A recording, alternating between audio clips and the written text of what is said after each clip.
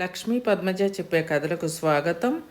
నవరాత్రులలో ఈ కథ విన్నవారి ఇంట అష్ట ఐశ్వర్యాలు కలిగి తెలిసి తెలియక చేసిన పాపాలన్నీ తొలగిపోయి మీకు కోటి జన్మల పుణ్యంతో పాటు గోదాన ఫలితం అనేది లభిస్తుంది. ఈ కథ ప్రతి ఒక్కరూ వినండి. పూర్వము చంపక దేశంలో శోభానగారం అనే పెద్ద పట్టణములో ఒక వృద్ధ స్త్రీ నివసించేది. ఆమెకు 7 కొడుకులు. ఆ 7 6 ఏదో చక్కటి పనుల్లోనూ ఉద్యోగాల్లోనూ కుదురుకొని చక్కగా ధనార్జన చేస్తున్నారు. 7వ వాడిని శ్రీకరుడు ఏ పని చేయకుండా సోమరిపోతై సంపాదన లేకుండా తిరగసాగాడు. అందువలన అతనిని ఎవరూ గౌరవించేవారు కాదు. చివరకు కన్న తల్లి కూడా అతనిని హీనంగా చూసేది.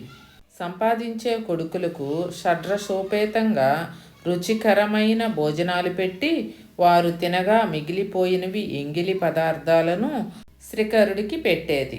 ఆ విధంగా శ్రీకరుడు ఎంగిలి చద్ది కూడా ఆహారంగా బ్రతుకుతున్నాడు. క్రమంగా అన్నదమ్ములు 7 పెళ్ళిళ్ళు జరిగాయి. పెద్దవాళ్ళు 6 వారి భార్యలతో హాయిగా కాలం గడుపుతున్నారు. సంపాదన లేనివాడు సోమరి అయిన శ్రీకరుడు మాత్రం ఎంగిలి తిండి తింటూ ఆ కూటిని తన భార్యకు అందిస్తూ ఉండేవాడు. ఆ ముదుసలి చూపిస్తున్న పక్షపాతమంతా శ్రీకరుడి భార్య అయిన కళ్యాణి గమనిస్తుంది. ఒక రోజున శ్రీకరుడు తన తల్లికి తనపై గల ప్రేమ గురించి, ఆమె తనకు పెట్టే ఆహారం గురించి గొప్పలు చెప్పసాగాడు. అది విని కళ్యాణి ఉండబట్టలేక, ఓ స్వామి, మీ తల్లిగారు మీకు ఎటువంటి ఆహారము పెడుతున్నారో తెలియక ఇలా మాట్లాడుతున్నారు. చాటుగా కనిపెట్టి చూడండి, మీకే తెలుస్తుంది అని చెప్పింది. సరే చూస్తాను, నువ్వు చెప్పిన మాటలో తేడా వస్తే ఏం చేస్తానో చూడు అని భార్యను హెచ్చరించి శ్రీకరుడు తన తల్లి చేసే పనులన్నీ ఓ కంట కనిపెట్టసాగాడు. ఒక రోజున పెద్ద కొడుకులు 6 ధనార్జన చేసి ఇంటికి రాగానే ఆ ముసలి వారందరికీ మధురమైన మిఠాయిలు వగైరా పిండి పదార్థాలు చేసి పెట్టింది. శ్రీకరుడిని పిలవలేదు. శ్రీకరుడు చాటుగా అంతా కనిపెడుతున్నాడు. పెద్ద కొడుకులు కోడళ్ళు మొత్తం 12 భోజనాలు చేసి వెళ్ళాక వాళ్ళ విస్తళ్లలో పారేసిన పదార్థాలు ఏరి వేరే విస్తళ్లలో పెట్టింది. పిదప ఏమి తెలియని దానిలాగా శ్రీకరుడి దగ్గరకు వెళ్ళి, నాయనా, నీ అన్నయ్యలు వదినలు భోజనం చేశాక ఇక నువ్వు మీ ఆవిడ మాత్రమే మిగిలారు, వచ్చి తినండి అంటూ పిలిచింది. శ్రీకరుడు విస్తరి దగ్గరకు వెళ్ళి అందులోని పదార్థాలన్నీ తన అన్నలు వదినలు తిని వదిలివేసినవే అని, ఎంగిలి వస్తువులే అని గుర్తిస్తాడు. అందుకు అతను ఎంతో బాధపడ్డాడు. తన భార్యకు ఆ పూట ఆకలిగా లేదని చెప్పి వచ్చేశాడు. ఆ రాత్రి శ్రీకరుడు తన భార్య దగ్గర చాలా బాధపడ్డాడు. కళ్యాణి అతనిని ఓదార్చింది. ఓ ప్రాణేశ్వర, ధనమూలం ఇదం జగత్తు. డబ్బులు లేకపోతే అందరూ ఇలా చూస్తారు. అన్నింటికీ మూలం ధనం. ఇదే మీరు సంపాదన పరులైతే మన పరిస్థితి మరోలా ఉండేది కదా అని హితవు చెప్పింది. భార్య మాటలు శ్రీకరుడికి నచ్చినవి. తక్షణమే ధనార్జన నిమిత్తమై కృషి చేయాలనుకున్నాడు. మరునాడు ఉదయము తల్లి దగ్గరకు వెళ్ళి, అమ్మ, డబ్బు సంపాదించడం కోసం పరాయి దేశాలకు వెళ్ళాలని ఉంది అన్నాడు. చాలా మంచిది నాయనా, వెంటనే వెళ్ళిపో అంది. శ్రీకరుడు మరలా భార్య దగ్గరకు వచ్చాడు. అప్పుడు ఆమె పిడకలు చేయడానికి పెరట్లో పేడ నలుపుతుంది. నేను వచ్చేదాకా నువ్వు ఇక్కడే జాగ్రత్తగా కాలం గడుపుకో అని చెప్పి తన చేతినున్న ఉంగరము ఆమె చేతికిచ్చి, నా గుర్తుగా ఇది నీ దగ్గర ఉంచు అని చెప్పి, మరి నీ గుర్తుగా ఏమైనా ఇయ్యవా అని అడిగినాడు. అందుకు కళ్యాణి, ఓ ప్రాణనాథ, మీకు ఇచ్చేందుకు నా దగ్గర ఏమీ లేదు. అయినాను ప్రేమగా అడిగారు గనక కోపగించుకోకండి అంటూ పెదవులు కలుపుతూ తన చేతిని అతని వస్త్రముపై గుర్తుగా వేసింది. అతడు అది పెడగా కాక ఆమె ప్రేమగా అర్థం చేసుకున్నాడు. సంతోషముగా పరదేశాలకు ప్రయాణమైనాడు. కొన్నాళ్లకతడు పరాయి దేశము చేరి అందొక పట్టణమునకు వెళ్ళి ఒక వ్యాపారిని కలిసి తనకేదైనా ఉద్యోగం ఇప్పించమని ప్రాధేయపడ్డాడు. అప్పుడు ఆ వ్యాపారి మనసు కరిగి జాగ్రత్తగా ఉండవలెను సుమా అని హెచ్చరించి శ్రీకరునకు తన వద్ద ఉద్యోగం ఇచ్చాడు. శ్రీకరుడు ఉద్యోగములో చేరి ఎంతయో నమ్మకముగా పని చేయసాగాడు. అతని పనితనమునకు విశ్వాసపాత్రతకు మెచ్చుకొని ఆ వ్యాపారి శ్రీకరునకు తన వ్యాపారములో కొంచెము వాటా కూడా ఇచ్చాడు. శ్రీకరుడు ఇంకనూ కష్టించి పనిచేసి వ్యాపారమును వృద్ధి చేశాడు. అట్లు 12 సంవత్సరములు గడిచిపోయాయి. వ్యాపారి ముసలివాడైపోయాడు. అందువలన తన వాటా ధనము మాత్రం తాను తీసుకొని తక్కిన వ్యాపారమంతయు శ్రీకరునికే అప్పగించి అతడు విశ్రాంతి తీసుకున్నాడు. శ్రీకరుడు స్వతంత్ర వ్యాపారస్తుడయ్యాడు. అమితమైన ధనవంతుడై సుఖముగా కాలము గడపసాగాడు.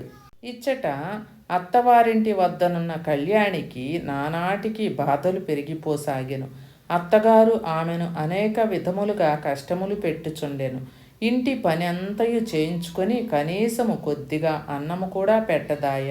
అందువలన కళ్యాణి అడవికి పోయి కట్టెలు ఏరి అవి అమ్ముకుని వచ్చిన దానితో జీవనాధారం గడుపుచుండెను.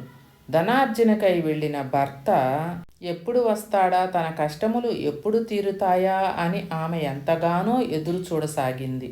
ఇట్లుండగా ఒకనాడు కళ్యాణి కట్టెలు కట్టుకొని తలపై పెట్టుకొని వచ్చుచుండగా మధ్యలో ఆమెకు దాహం వేసింది. చేరువ గ్రామం వచ్చు వరకు ఓపికతో నడిచినది. ఆ గ్రామంలోనికి రాగానే ఒకరి ఇంటికి వెళ్ళి మంచినీళ్లు అడగబోయింది.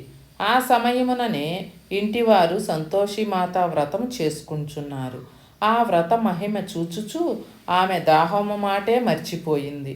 ఆ పూజ మొత్తం పూర్తయిన తర్వాత చివరలో కథను విని ప్రసాదం తీసుకుంది. తనకు కూడా ఆ వ్రతము చేయవలెనని కోరిక కలిగింది. ఆ వ్రత విధానము అంతయు వారిని అడిగి తెలుసుకున్నది. అందుకు ఆ ఇల్లాలు కళ్యాణిని చూసి, ఓ సౌభాగ్యవతి, ఇది సంతోషిమాత వ్రతము. దీనిని ప్రతి శుక్రవారము నాడు శ్రద్ధాభక్తులతో చేయవలెను. అనగా 40 శుక్రవారములు వ్రతము చేసి 41వ శుక్రవారము నాడు ఉద్యాపనము చేసుకున్నట్లయితే ఆ అమ్మవారి అనుగ్రహం వలన కోరిన కోరికలన్నీ తీరి నిత్య సంతోషంగా జీవించగలుగుతారు. ఈ వ్రతము చేసేవారు శుక్రవారము నాడు పులుపు పదార్థమును మాత్రం తినరాదు అంటూ నియమాలను, ఉద్యాపన విధానమును తెలిపింది. కళ్యాణి ఆ విషయాలన్నింటినీ పూర్తిగా అర్థం చేసుకుని మనసులోనే అమ్మవారికి నమస్కరించి కట్టెలు అమ్ముకోవడానికి బయలుదేరినది. మార్గమధ్యలో ఒక భాగ్యవంతురాలైన స్త్రీ పిలిచి ఆ కట్టెల మోపును కొనుక్కొని ఆమెకు కొంత ధనం అందించింది. అది చూసిన కళ్యాణి ఎంతో సంతోషంతో అదే రోజు సంతోషిమాత పూజ జరుపుకొన నిర్ణయించుకొని ఆ ధనముతో అమ్మవారికి కావలసిన పూజా ద్రవ్యములను తీసుకుని బయలుదేరింది. మార్గమధ్యలో ఆమెకు ఒక దేవాలయము కనిపించింది. అక్కడ ఉన్నవారిని ఆ దేవాలయము ఏ దైవానిది అని అడుగగా అక్కడి వారు అది సంతోషిమాత దేవాలయమని బదులిచ్చారు. వెంటనే కళ్యాణి అమితమైన సంతోషముతో ఆ గుడిలోనికి వెళ్ళి అమ్మవారిని దర్శనం చేసుకొని అనేక విధములుగా అమ్మవారిని ప్రార్థించి తాను తెచ్చిన పదార్థములన్నీ అమ్మవారికి నివేదన గావించి ప్రసాదము తీసుకొని ఇంటికి వెళ్ళింది. అది మొదలు ఆమె ఎంతో నియమముగా ప్రతి శుక్రవారము నాడు సంతోషిమాతను పూజించుచు వ్రత నియమములను తూచా తప్పకుండా పాటిస్తూ కాలము గడపసాగినది. ఇలా కొన్ని రోజులు గడుపగా ఒక శుక్రవారము రాత్రి సంతోషిమాత కళ్యాణికి కలలో కనిపించి, అమ్మాయి, ఇదిగో నీ భర్త చిరునామా అంటూ ఒక చీటీని వదిలి వెళ్ళింది. కళ్యాణికి మెలకువ వచ్చి చూడగా కలలో అమ్మవారు ఇచ్చిన చిరునామా కాగితము తన పక్కలో పడి ఉంది. ఆ అమ్మవారి దయకు మహత్యమునకు ఎంతగానో సంతోషించి ఆ చిరునామాలో ఉన్న విధముగానే తన భర్తకు చిరునామా వ్రాసింది. అలా కళ్యాణి ఉత్తరము రాసిన అనతి కాలంలోనే శ్రీకరిని వద్ద నుండి ఆమెకు కొంచెం ధనము ఉత్తరము వచ్చినది. భర్త నుండి ఉత్తరము వచ్చుటతోడనే తన కష్టములు తీరినవని కళ్యాణి ఎంతగానో ఆనందించింది. ఇది ఇట్లుండగా తన కోడలగు కళ్యాణికి ఎక్కడ నుండి డబ్బులు ఉత్తరములు వచ్చుచున్న సంగతి అత్తగారు పసిగట్టి ఆ విషయమును తన పెద్ద కోడళ్లతో కూడబలుకుకొని అవి ఎచ్చట నుండి వస్తున్నాయో ఆరా తీయమని పిల్లలను పంపింది. పిల్లలు కళ్యాణి వద్దకు వెళ్ళి, పిన్ని, నీకు ఉత్తరాలు డబ్బులు ఎక్కడ నుండి వస్తున్నాయి అని అడుగగా, కళ్యాణి మీ పినతండ్రి గారి నుండియే వస్తున్నాయి అని నిజం చెప్పింది. అమాయకులైన పిల్లలు తమ తల్లుల వద్దకు వెళ్ళి కళ్యాణి చెప్పిన సంగతి చెప్పారు. పిల్ల అల్లరి ఆనందం చూశాక తమకు కూడా బిడ్డలుంటే బాగుండునని అనుకుంది. ఒకనాడు గుడికి వెళ్ళి అమ్మవారి దర్శనం చేసుకుని, నన్ను కటిక దరిద్రము నుండి తప్పించావు తల్లి, నీ దయ వల్ల సుఖముగానే ఉన్నాను. కానీ స్త్రీకి మాతృత్వమే కదా ప్రధానమైనది. కానీ నాకు పిల్లలు లేరు. కావున తల్లి, నువ్వే నన్ను నా భర్త చెంతకు చేర్చు, మా కాపురం నిలబెట్టు, నాకు కడుపు పండేలా చెయ్యి తల్లి అని మరీ మరీ ప్రార్థించింది. ఆ భక్తురాలి ధర్మబద్ధమైన కోరికను నెరవేర్చేందుకు సంతోషిమాత ఒకనాటి రాత్రి శ్రీకరుణకు ముత్తైదువ రూపములో కలలో కనిపించి, శ్రీకరుడా, నీవు వివాహితుడవు, నీకు యోగ్యరాలగు భార్యను నీ స్వగ్రామమునందు విడిచి వచ్చినావనియు మర్చిపోయావా? ధన సంపాదన ఒక్కటే జీవితమా? కాలము గడుపుచుంటివి. ఇట్లయినచో పెండ్లి ఎలా చేసుకుంటివి? నీ చెంతనే ఉండవలేనని చిలకా గోరింక వలె కాపురం చేసుకోవాలని ఆ పిల్లకు మాత్రం కోరిక ఉండదా? కావున నీవు వెంటనే నీ స్వగ్రామమునకు ప్రయాణము కమ్ము. ఆమెను కూడి సుఖముగా సంసారం చేసుకో. నేను చెప్పినట్లు చేయకపోయినా, నా మాటను తృణీకరించిన నా ఆగ్రహమునకు గురి అయ్యేవు సుమా అని హెచ్చరించింది.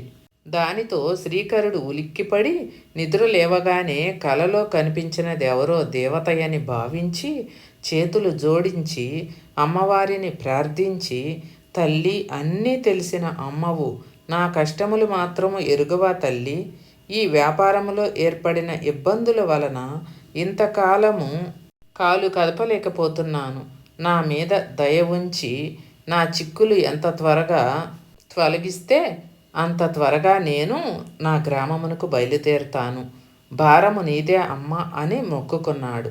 అతని మొర విన్న ఆ తల్లి అతనిని కరుణించింది. ఆమె అనుగ్రహము వలన వ్యాపారములో ఏర్పడిన ఇబ్బందులన్నీ ఇట్లే తొలగిపోయాయి. రావలసిన సొమ్మంతా చేతికి వచ్చేసింది.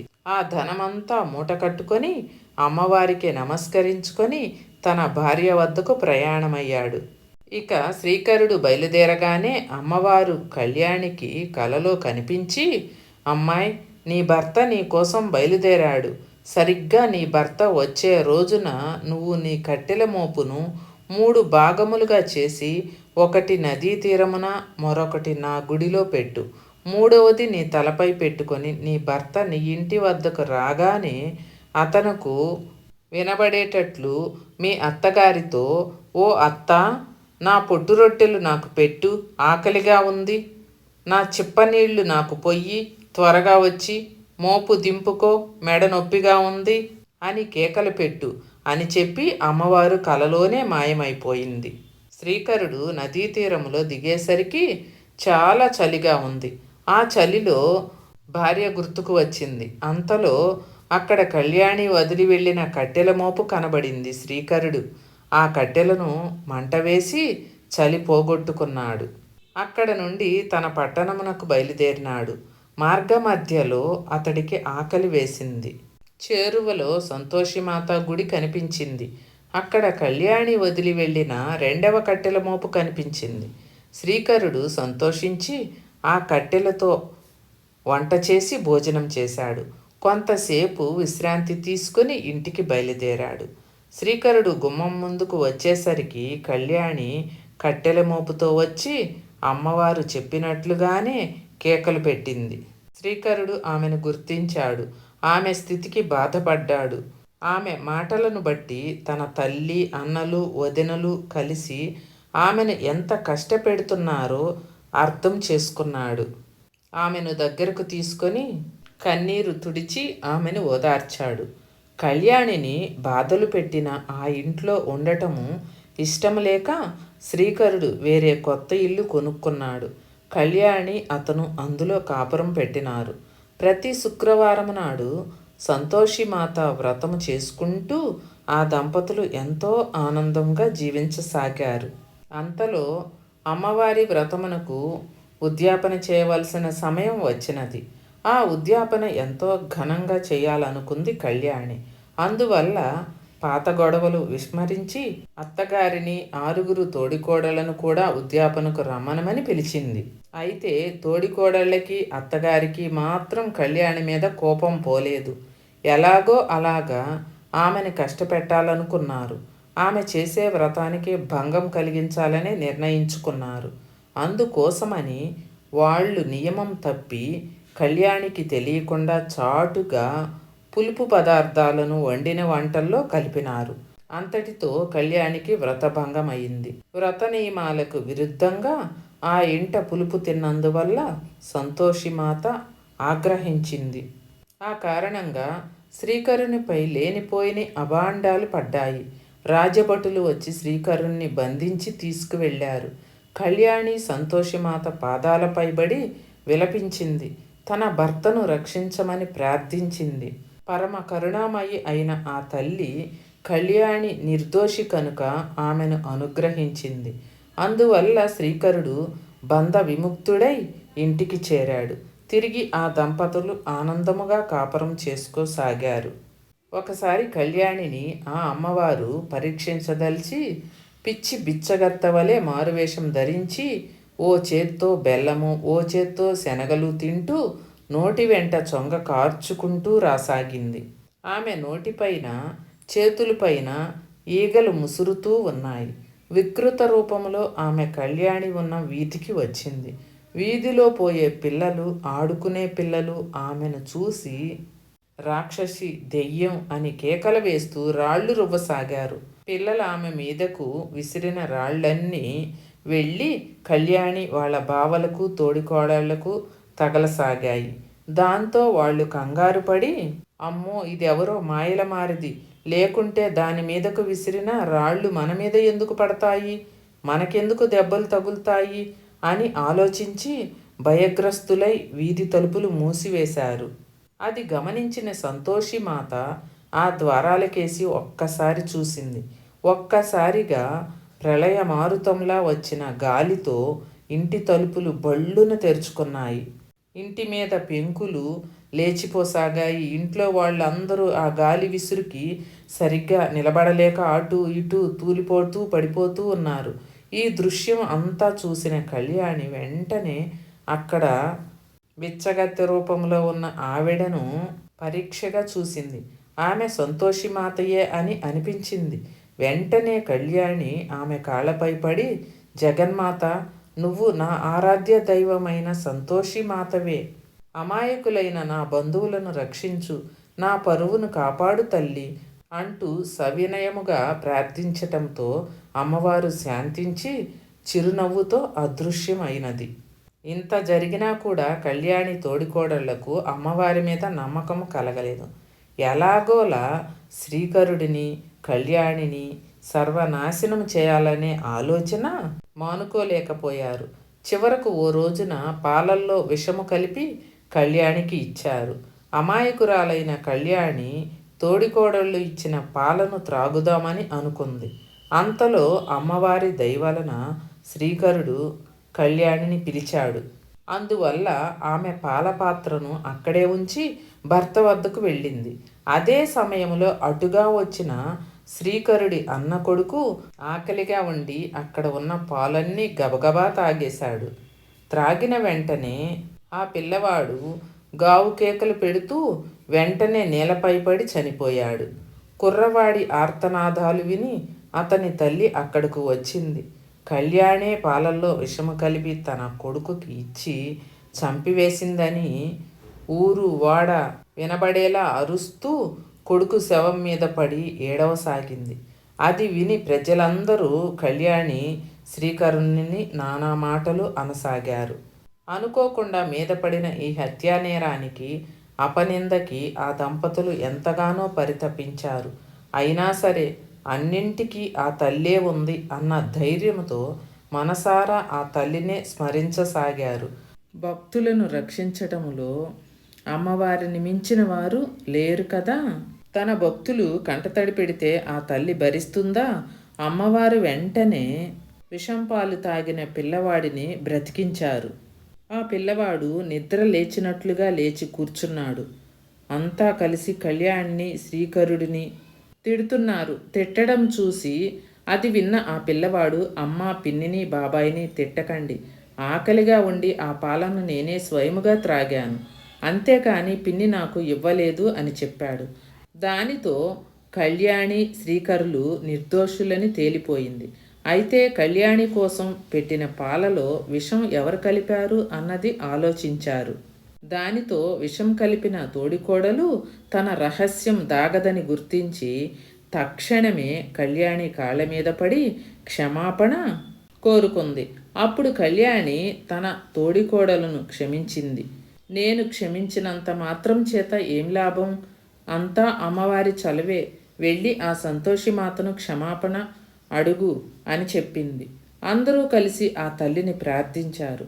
ఆనాటి నుండి అందరూ కలిసిమెలిసి ఉంటూ వచ్చారు. ఓ శుక్రవారం నాడు 7 కోడళ్ళు కలిసి సంతోషిమాత వ్రతం చేసుకున్నారు. ఆ అమ్మవారి అనుగ్రహం వలన కళ్యాణి గర్భవతి అయింది. చక్కటి ముహూర్తములో కుమారుణ్ణి కనింది. అమ్మవారి వరప్రసాదంగా ఆ బిడ్డను పెంచుకుంటూ సంతోషిమాత పూజలు మానకుండా చేస్తూ శ్రీకరుడు కళ్యాణి దంపతులు కలకాలం సుఖ సంతోషాలతో తొలతూగారు.